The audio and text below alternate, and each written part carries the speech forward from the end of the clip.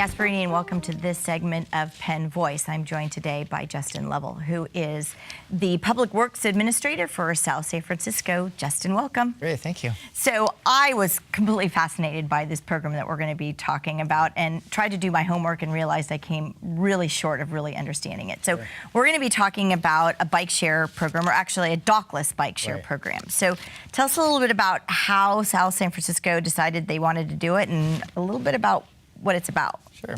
Well, first, a dockless bike share program is where the bikes themselves have a lock and a GPS unit on the bike, so they do not have to be returned to a specific location, picked up or returned from a specific location. So the bikes can be essentially picked up and dropped off almost anywhere. You know, there's definitely conditions within the drop-off, but there's a GPS unit that is inside its bike, and they're app enabled. So somebody who wants to use the bikes will have to download the app, and there are QR codes, the little square codes that you take a picture of the code, and that will remotely unlock the bike and activate it for use.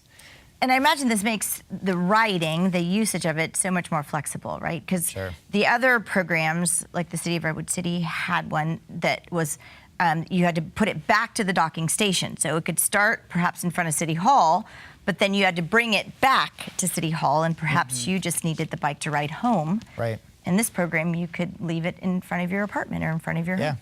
Yeah, so we can, this program, they can take the bike where they need to go instead of trying to figure out where the docking system is, where they have to leave it if that is convenient for them. Right. But I mean, as a city, we saw this program. This is new. This is, started in China just 3 years ago. This new technology of having an integrated lock and GPS unit and having the back-end app software that allows somebody to take a picture, unlock the bike, and then lock it and have the payment all in under one app. So we saw this. Companies are coming out. They're brand new companies that are having this type of system, and so we started in discussion with them. We talked with two companies, Lime Bike and Spin, and we said, we thought that this was a great innovative program to provide bikes to our residents at no cost to the city. And so we said, since there's no cost to us, let's try this out. Let's do a 6-month pilot program and see what happens and see if people are going to use the bikes. And if they are, we can determine if that's something that we want to keep in the long term. So you've been doing it for 2 months. Right. What do you think so far with regard to usage? How many bikes are out there? And then I obviously have to have a cell phone in order to get the app and know where the bikes are. Yes, yeah. So there are, between both companies, there are 400 bikes in South San Francisco, and they're mostly in the flatter areas of the city, anywhere with the hills. They're typically not around there. But they've been used. We're having almost a little over 500 trips per day of people riding them, and that just really was surprising. We did not think that so many people would be using it on a day-to-day basis, right, to get from one area to the other. And so it's whether they're taking bikes now, when before, I don't know how they were either walking or maybe they were driving. Right. So now they have a different form of transportation, a different way to get to where they need to go. So obviously, when you started the program, you had them all sort of dispersed in areas that you thought have the greatest concentration, or where you thought the greatest use. Do you find that they all have ended up like in the same little bunch somewhere, and then do you re-spread them out, or you really just letting people take them and pick them up as they find them? Yeah, so we started out with both companies. We identified certain areas. So we look at transit areas. So BART station, Caltrain station, the ferry. The original idea was really for a commuter, first and last mile. So somebody takes public transit into South San Francisco and they work there, and then they would take the bike as their last mile to get to work. What we actually found was this has really become a community benefit, and the youth have really grabbed onto the bikes, and that's become the cool thing to do for a lot of the high school students, to ride bikes together with groups of friends or families are riding it along our Centennial Trail, and so it's become really a part recreational activity for our community, as well as mobility independence for people who may not be driving or have a car. So the person who is trying to track where a bike might be located on their phone, so since the bikes have GPS system, I can call up the app on my phone and say, oh, there's a bike a block away from me, or there's a bike 10 feet away from me. Then they pay through the company, not through the city, to use that bike for the hour, 15 minutes, or whatever it takes for their trip. Right, so the user would have the app, open up the app, and it'll bring up a map, and it'll show all the locations of where the bikes are located. And they'd go find the bike, so they have to locate it, and it'll know how to get there. So you can click on a bike, and it'll kind of give you a walking directions, how to get to the bike. And then using the app can unlock it. You have a payment on file. So as with a credit card, they can. It's the Uber of bikes. Essentially, so it's a great.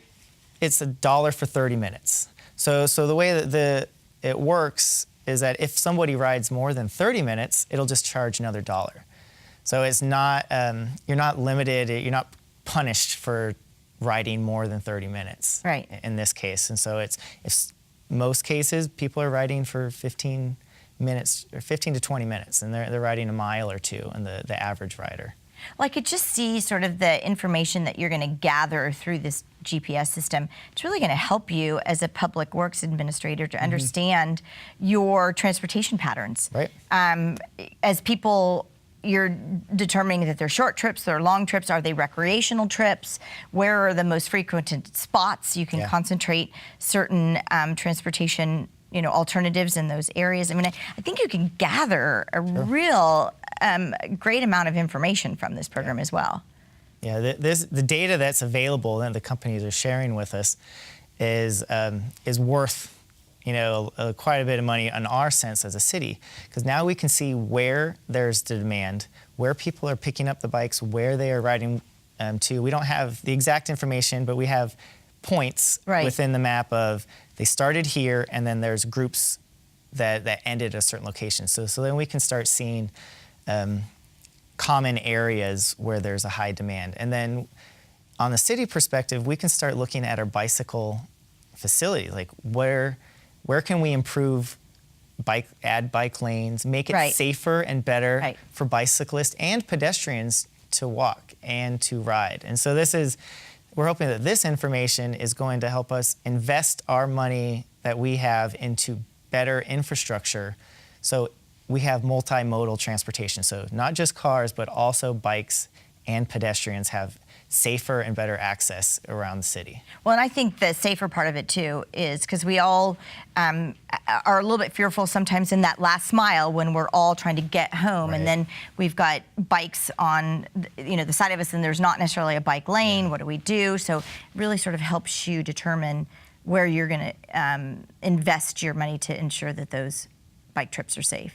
Yeah, exactly. And so we want to make sure that we have limited amount of dollars that we can spend on this type of projects. And so when we do have funding available to add bike lanes or to make biking safer, we want to put it where the people are using it. And so this is going to give us information so we know where it's going to be most effective to add our money into improving biking. And something that we really didn't talk about, but we only have a couple of seconds left, is really it becomes then a healthy city initiative. Yes. Right? Because you're not getting people out of their cars and into bikes. Right, yeah, and this is one of our key components of this, that if people can ride bikes and they feel that that's a valid option, that they can be more healthy by getting around, having active transportation instead of just driving around. If you're just going for a half a mile or a mile away, riding a bike is a great alternative instead of driving. Right, and I think all of us are looking for those convenient modes of transportation, so this certainly is with a dockless program.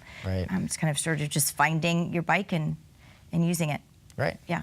Well, Justin, thank you so much. I look forward to kind of having you back, and we'll talk about this program in a year from now so we can really gather a ton of data and see how the program spreads throughout San Mateo County. Great, thank you. Well, thanks for being on the show. We'll see all of you next time on Penn Voice.